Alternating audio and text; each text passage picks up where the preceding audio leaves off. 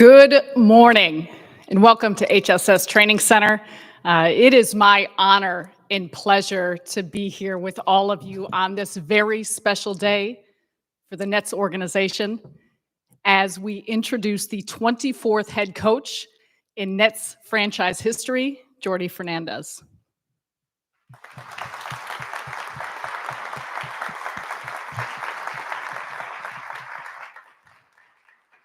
To those watching on the YES Network, on the YES app, and the Brooklyn Nets YouTube channel, we thank you for joining us. And of course, a warm welcome to everyone here in attendance. It's great to see all of your smiling faces, and especially this Brooklyn Nets family welcoming the family of Jordi Fernandez, wife Kelsey, daughter Luna, and son Bowie. You guys look good today. I like the Brooklyn black and white. You got it going. Joining me on stage, as you know, General Manager of the Brooklyn Nets, Sean Marks, and your head coach of the Brooklyn Nets, Jordi Fernandez. This is an exciting time for the Brooklyn Nets organization. And for those of you like myself who have been here for a minute, it is a fresh journey for all of us as we get set and get going here today. So Sean, I'm going to begin with you. If you could talk us through the process in this hiring and why you identified Jordi as being the right fit to lead this organization forward. Sure. Thanks, Sarah. First and foremost, congratulations, Jordi. It's great to be up on stage with you here. It's great to see your family down there. And I'd be amiss to not congratulate you too, Kelsey, on being here. I realize the last month has not been easy for you, the anxiety, the ins and outs. So thank you for having the patience with us and bearing with us. But we're ecstatic to have you and your family as part of the Brooklyn Nets family. So thank you. Some other thank yous, obviously, thank you to the Sacramento Kings for allowing us the opportunity to talk to you, during pre-playoff run and during the playoff run. So I appreciate that a lot. Over the course, of an extensive search for the Brooklyn Nets next head coach, a few things stood out along the way, and it was pretty easy to see from day one, some of the intangibles that Jordi has both on and off the court. His obviously player relationships. Everybody we talked to said, he has an innate ability to hold people accountable, to love people, to really get a response out of players. And I think that was really important, for your player relationships. And that dates back to whether it was coaching Nigerian national team, coaching obviously right now with the Canadian national team, your stops in Canton, your stops in Denver, and also in Sacramento. So the players spoke extremely highly of you. My peer GM spoke extremely high of you, and other coaches around the league spoke extremely high of you. So it was great to go through the process with you. We learned a lot about you. And again, welcome again. Thank you, Jordi. Big welcome. Big congratulations. As I have already said, we're all thrilled to have you and excited for this journey here together. Can you give us your perspective on the Brooklyn Nets franchise and what this opportunity means to you? Sure. Well, it's the beginning of a new chapter for my family, for myself. I've always believed that the next step in my career is never an ending point. The next step in my career, it's always going to lead me into a challenge. What I really loved about the process that I went through to get the job was Joe and Sean's vision. As you guys know, winning is extremely important. But the way we want to do it, we want to sustain success and we want to do it in the long run. And that's what I believe. And this is what I think everybody in the organization should be part of. So thanks to Joe and Sean for believing in me and for the opportunity. I could not ask for a better partnership. Thank you to my family. I could not do what I do without them. I do it for them. And also, I get the balance that I need with their love and support. Like Sean said, thanks to the Kings organization for allowing me to go through the process. Vivek and his group, they've been amazing to me. I will always appreciate that. thanks to all my mentors, my American basketball father, Mike Brown, my European basketball father, Sergio Scariolo, Byron Scott, David Blatt, Ty Lue, Michael Malone, and Steve Hetzel. They've been amazing to me and all the other coaches that I've worked with. And thank you to my agent, because he's been there with me, Spencer Breaker, through the ups and downs, and I would not be here without him. And Jordi, it's brilliant to hear all the different places and people that have helped shape where you're at. And Sean, to you, I think a lot of you probably are very familiar with the fact that Jordi has had a successful past 2-year stint as the associate head coach with the Sacramento Kings. And prior to that, with Denver, with Cleveland, you've been in all the ranks of the NBA, the G League, but also your international work. The head coach of the Canadian national team, also was with the Nigerian national team, Spanish national team. Sean, from your perspective, the diversity and depth that Jordi brings to the table with all of his international experience in so many different stops, how valuable was that for you in bringing him to this role? Yeah, very, Sarah. The worldliness about Jordi is second to none. So when he's had these stops along the way, he never skipped any steps along the way. He's going to be able to go back and reminisce and talk to people that he met in his coaching stints, whether it's in Cleveland or Sacramento or Canada or you name it. So I think those stops along the way are really vital for anybody. We're always able to go back and say, what do we learn from, as Jordi mentioned, who his mentors are and so forth. And people in his back pocket when things get tough and so forth, when he needs a little advice, who can he reach out to and talk to? So 100%, the worldliness that Jordi brings here will benefit all of us.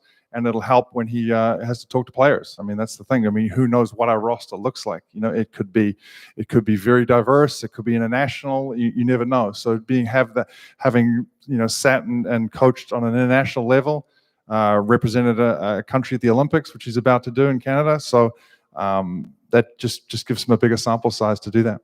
Jordi, how did the arc of those experiences prepare you for this role? So I think I'd like to start with my background, right? My education, sports science education, and sports psychology. I think that's been always, as you guys know, coaches are teachers, and to me that's been very important to get to deal with different groups of guys, players, so they learn in different ways. Like Sean said, my experience in the NBA, my journey, starting from player development positions to video, every step of the way, I think that allows me to organize a coaching staff, give a clear message of what the process and the structure will be so we can work with players. I think that is extremely valuable. And then my head coaching experiences in Europe, in the G League, and with the Canadian national team, I think that's the exposure that I needed, but also the experience that I needed. And that's going to be what's going to help us do it the Brooklyn way. And we're excited, not just to be part of the community, but also to create something that everybody else will be proud of. We'll now open up questions to media in attendance. Please raise your hand, wait for the microphone to be brought to you, and state your name and affiliation before asking a question. Brian Lewis, we'll begin with you. Brian Lewis, New York Post. Welcome to Brooklyn, Jordi. I'm curious, for those of us who obviously didn't get a chance to see you coach with Canton, what can we expect to see from you as a head coach? What sort of coach will New York be getting? So we'll have a team that is extremely competitive on both sides of the floor. And going back to those days, we had Joe Harris and Jorge Gutierrez. So they were, after that, became Brooklyn Net players. So very competitive on both ends. A team that is connected. So that means that they care about each other. And a team that is selfless, that it's going to put the team first. And I think this will give us the identity that we need. As you guys know, the NBA with 82 regular season games and then the postseason is going to be a challenge. There's going to be ups and downs, but like I said, if we're able to fight, we care about each other, and we put the team first, we're going to be very good in the long run. CJ Holmes, New York Daily News. Welcome to Brooklyn, Jordi. Thank you. If you were to think of your role as a presidency or some sort of other public office, what is your vision for your first 100 days on the job? It's going to be to try to make it organized and better for everybody else. As you know, working with a group of people, you need to get to know everybody, get to touch everybody, and then from there you can organize everybody. Like Sean said, building relationships is extremely important. That's how you're connected. And it's not just me with the players, it's myself with the coaching staff, with the front office, with every single department, strength and conditioning, health, sports performance, the business side, the community.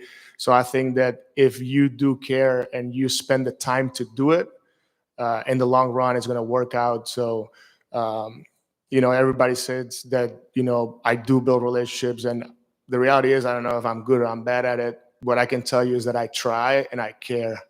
And that's a good start. Hey, Jordi, Evan Barnes with Newsday. Welcome to Brooklyn. You look at this Nets team, obviously you coached against them. What excites you just about this roster and the potential, just from what you've seen, both coaching against them, but now working with the players? Thank you first. Extremely exciting team, a team that has the ability to play fast in the full court and the half court. The youth is always great, right? Because it allows you to have a team for the long run. That's what excites me the most. And to make players better. Our job as coaches is to work with those guys and take them to the next step. If they don't get better, it's on me and it's on the rest of the coaching staff. So I'm excited about the process. I'm excited to get to work with them. I've already been in touch with every single one of them. And that's what how we're gonna take it one day at a time. So when the first game comes, we'll be ready to compete, like I said before. Jordi, this is José Ángel Abad, Antena 3, Televisión de España. Si nos podrías decir, por favor, unas palabras en español sobre lo que supone esta responsabilidad para ti, también, en cierto modo, para el deporte español, tener a alguien como tú a esta altura en los Brooklyn Nets. Muchas gracias. Gracias. Bueno, primero de todo es un honor poder representar el baloncesto español, catalán y de Badalona, de mi ciudad. Y bueno, es un paso importante. Como he dicho antes, es el siguiente paso y habrán más detrás. Y simplemente pues poder mostrar a los jóvenes entrenadores y evidentemente a todos los entrenadores que creo que siempre hay una oportunidad, ¿no? Y un camino para cada uno. No tiene que ser de una manera específica y en este caso pues yo puedo decir que he tenido fortuna, pero a la vez he disfrutado mucho el camino aquí en la NBA y en este país. Simone Sandri, Gazzetta dello Sport. What are the biggest challenge of juggling your national team duties and starting with your first head coaching job with the new program? And also, if you can briefly mention, you talk about Sergio Scariolo, the impact that Sergio Scariolo had on your career. Thank you. The challenge will be to be extremely organized. I think the opportunity that I have in front of me will make myself better and the organization better. Being able to coach in the Olympics is a dream come true. I would not be here without Canada Basketball. They believed in me, and together we could get the outcome that we had last summer. And obviously that goes to the organization and to the group of guys. Like I said before, thanks to Joe and Sean for allowing me to do it in the Olympics this summer, because right now we have time to organize our summer, start working. Then I'm going to have six weeks to work on the tournament and then be back here right around before mid-August. So I think the timings work very well. The experience is going to be great for all of us. And like you say, Sergio, he's been a mentor of mine. He trusted me to be his lead assistant in 2017 with a group that you guys know that made history in Spanish basketball, with great players, with great generations. And I'm like really proud to be part of that group. So he's been, like I said before, my European basketball father. Jordi, ¿cómo estás? Contento de verte ahí arriba. Está siguiendo esta presentación mucha gente en España. Te quería preguntar un poco cómo ha sido el administrar estas últimas 2-3 semanas, cuando tenías que estar evidentemente centrado en Sacramento y esa es tu prioridad, pero al mismo tiempo pues estar pendiente también de esto y saber que a muy poquito tiempo venía una oportunidad así. ¿Cómo has administrado eso, sabiendo lo profesional que eres y sabiendo que no puedes dejar de lado tampoco en ese momento a ese equipo? Pues sí, para mí lo primero, primero decir que el éxito individual siempre llega por un éxito colectivo. Y para mí eso es lo más importante. El tener la oportunidad de entrevistarme viene por tener éxitos con Canadá, con Sacramento. Y para mí lo más importante era preparar al equipo y poder prepararlo para el final de la temporada y luchar para entrar en el playoff.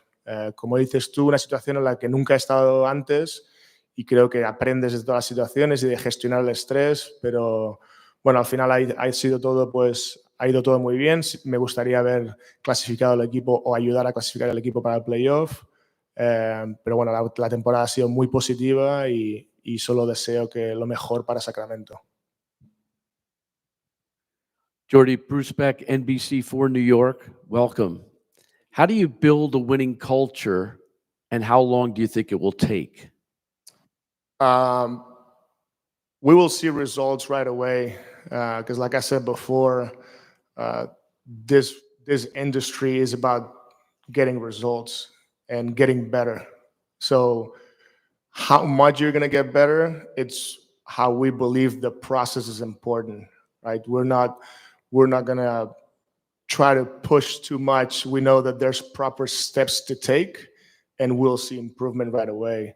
But the most important thing to me is to believe in team success over personal success. Because as you guys know, myself, I think it's a clear example. I would not be sitting here if Sacramento is not successful, if Canada is not successful. And it's not about me. It was about the organization, the player, myself.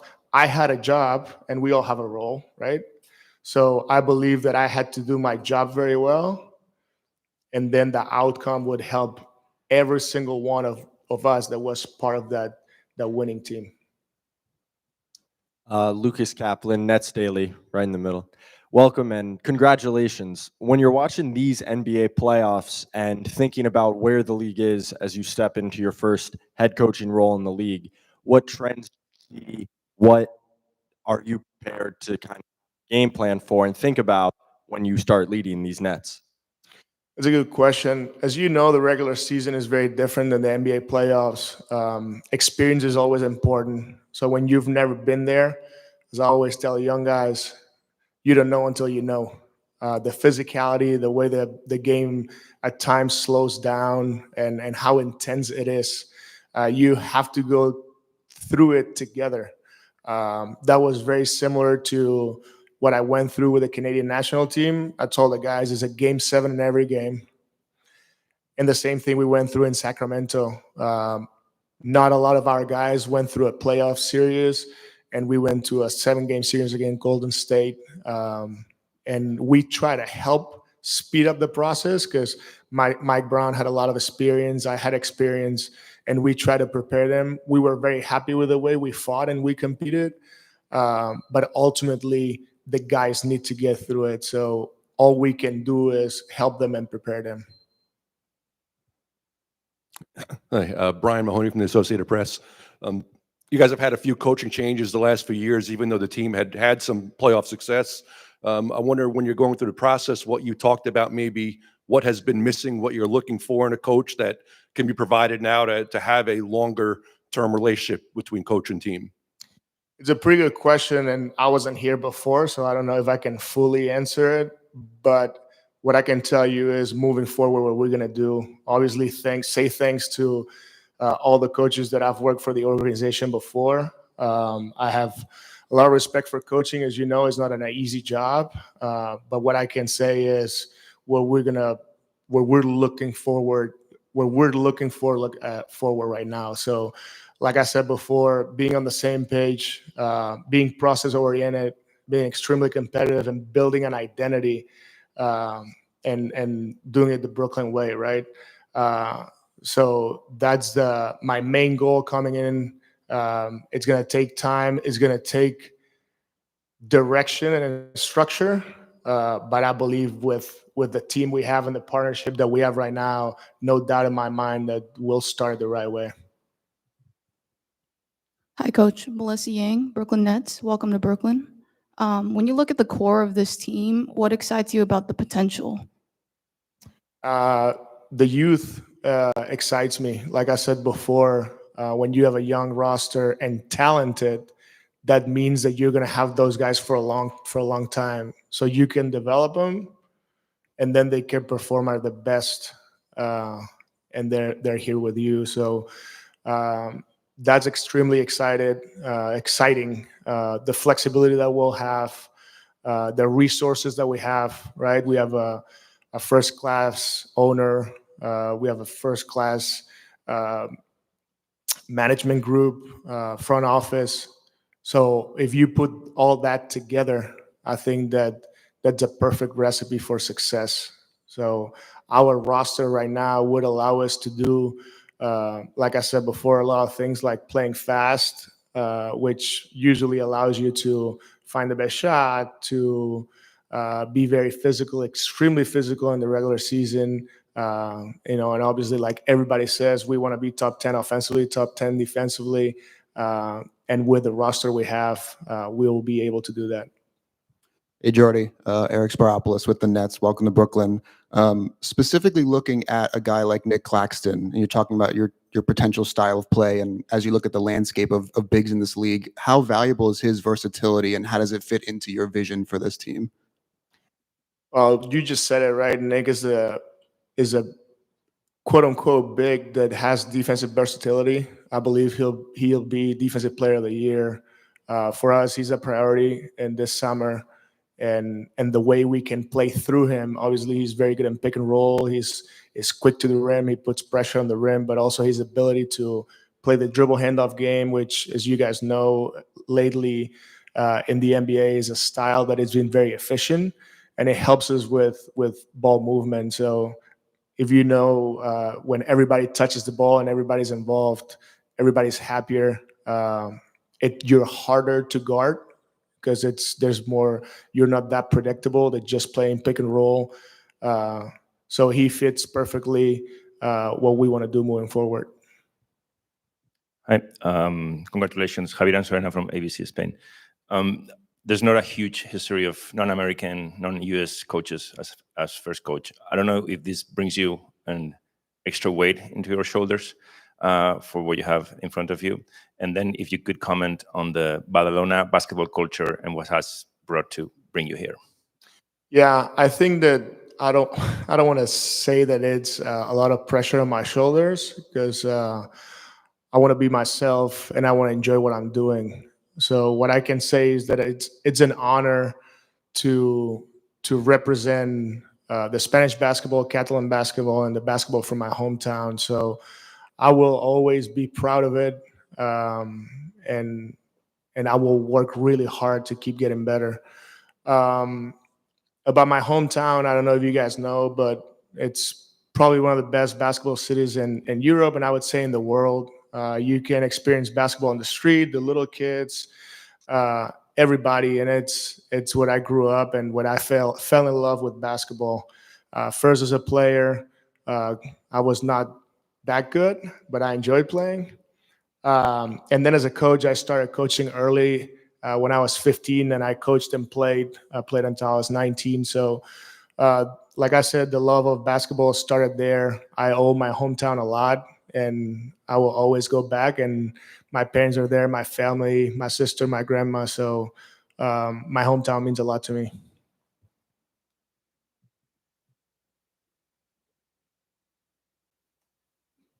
All right, we're going to take some pictures here with Sean and Jordi, and then media breakout sessions will begin. We thank you all so much for joining us here today. Thank you.